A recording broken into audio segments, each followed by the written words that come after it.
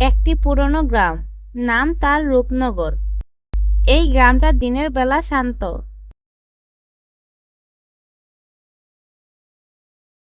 কিন্তু রাত নামলেই সবাই দরজা বন্ধ করে দেয়। রাতে ভয়ে কেউ ঘর থেকে বের হতে চায় না। গ্রামের এক পাশে একটি পুরনো বটগাছ। রাত তো দূরের কথা, গ্রামের মানুষ দিনের বেলা বটগাছের পাশ দিয়ে হাঁটতেও ভয় পায়। বটগাছের পাশে নাকি ভূত আছে। সেই গ্রামে থাকতো একটি মেয়ে, নাম তার নীলা। নীলা খুব সাহসী, কিন্তু একটু দুষ্টুও। সে সব সময় বলতো ভূত বলতে কিছু নেই, সব গল্প। তার বন্ধুরা ভয় পায়, কিন্তু সে হাসে।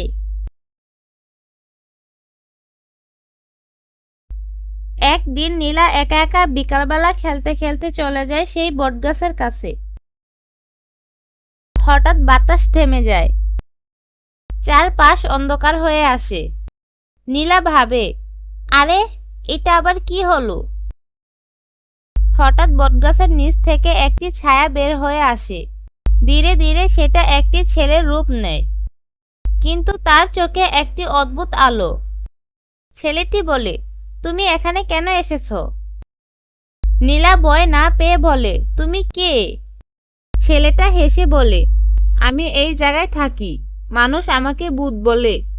নীলা বলল, তোমার নাম কি? সে বলল, আরব। এভাবেই তারা কথা বলতে থাকে। নীলা প্রতিদিন লুকিয়ে আরব নামের একটি ভূতের সাথে দেখা করে। নীলা বলে, তুমি তো খারাপ না, তাহলে তোমাকে সবাই ভয় পায় কেন? আরব চুপ থাকে।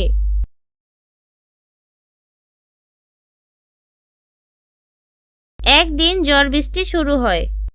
নীলা বটগাছের নিচে আটকে পড়ে। আরব তাকে রক্ষা করে। একদিন আরব নীলাকে জিজ্ঞাসা করে, তুমি আমাকে দেখে ভয় পাও না কেন? নীলা বলে, তুমি তো আমার কখনো ক্ষতি করো নাই। এই মুহূর্তে তাদের মধ্যে বন্ধন সৃষ্টি হয়।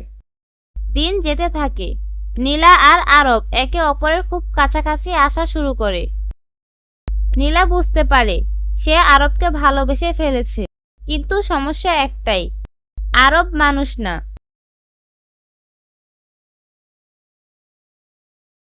একদিন গ্রামের লোকেরা নীলাকে দেখে ফেলে। তারা ভয় পেয়ে বলল, তুই ভূতের সাথে মিশিস, এটা ঠিক না।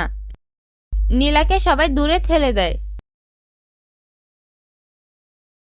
গ্রামের কিছু লোকেরা বটগাছ কেটে ফেলতে চায়, কারণ তারা ভাবে ভূত তাড়ালে সব ঠিক হয়ে যাবে। আরব খুব দুর্বল হয়ে পড়ে। নীলা বলে, আমি তোমাকে হারাতে দেব না।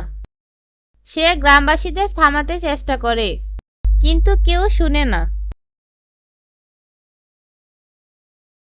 বটগাছ কাটা শুরু হলে আরব ধীরে ধীরে মিশে যেতে থাকে। আরব বলে, আমার সময় শেষ, আমি শুধু এই গাছের স্মৃতি ছিলাম। নীলা কাঁদতে থাকে। হঠাৎ রাতে আকাশে আলো ছড়িয়ে পড়ে। নীলা দেখতে পেল আরবকে। আরব বলল, আমি যদি মানুষের মতো নাও থাকতে পারি, তবুও তোমাকে ছেড়ে যেতে চাই না। নীলা বলল, তাহলে তুমি আমার সাথে থাকো চিরকাল। হঠাৎ তাদের চারপাশে একটি অদ্ভুত আলো ঘুরতে থাকে। এখন নীলা আর আরবকে কেউ আলাদা করতে পারে না।